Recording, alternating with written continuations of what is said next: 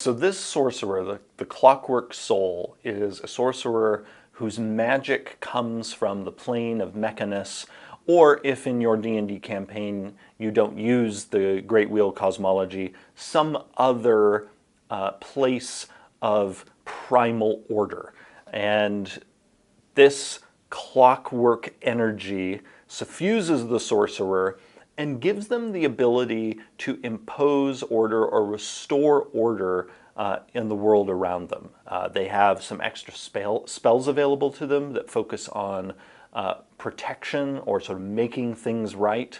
But then they have this really interesting starting feature that does something we've not yet done in one of our subclasses, and that is this feature that allows you to look at a roll that has advantage or disadvantage and say, This ability allows the sorcerer to make a roll essentially immune to both advantage and disadvantage.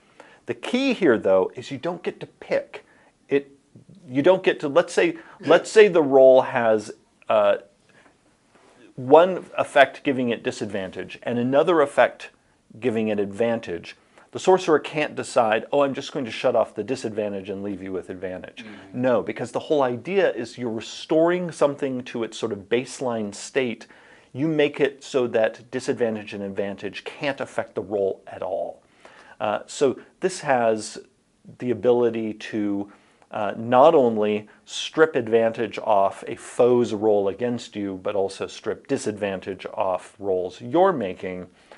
I imagine groups where there might be both a Clockwork Soul Sorcerer and a rogue in it will have to be careful about not accidentally depriving the rogue of their ability to use their sneak attack.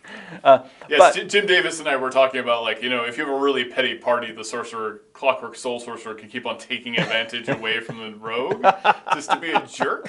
I don't think that party's going to last very long. No, those friends aren't. That friendship's not meant to last. Yeah. Yeah, it might be funny once. Yeah, this is the one time. Yeah. In a non-critical situation.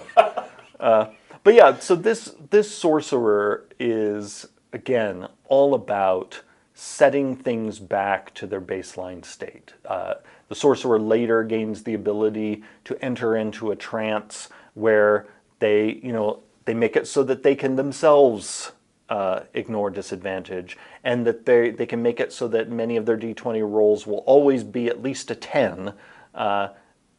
If they roll a 1 through 9 on it, nope, it's a 10. Like it snaps to the average, and their culminating feature, the capstone, is my favorite feature in this subclass, because it's all about summoning temporarily a group of Modrons to clean a mess up. And that mess includes healing people in the area where the Modrons appear. It includes repairing any objects you want to repair in that area.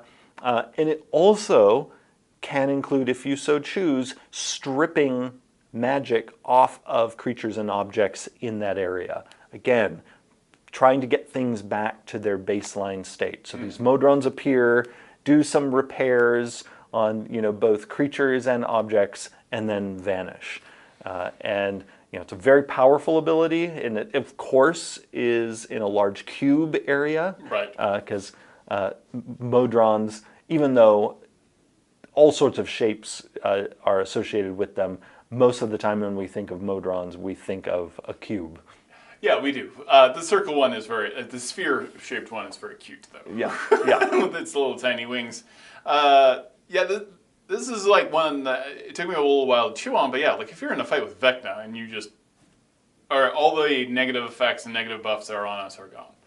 We can take 100 hit points and spread them amongst everybody, and also anything that's been destroyed around us is repaired. Yeah, that's a nice reset. Yeah. Yeah, it's a nice second chance. Yes. Yeah. It's a good boss battle type of fight. There's a lot of great description too, and this is what I like about what you guys do with the sorcerers now. You have gears in someone's eyes, or they have kind of a brass texture. Yeah. We have been more and more pushing our sorcerers toward having connections to different planes of existence. leaning into this idea that they have been shaped in some way by the special qualities of different planes in the multiverse. And so here we were exploring what would it be like for a sorcerer who got their innate magic from this plane of supreme order.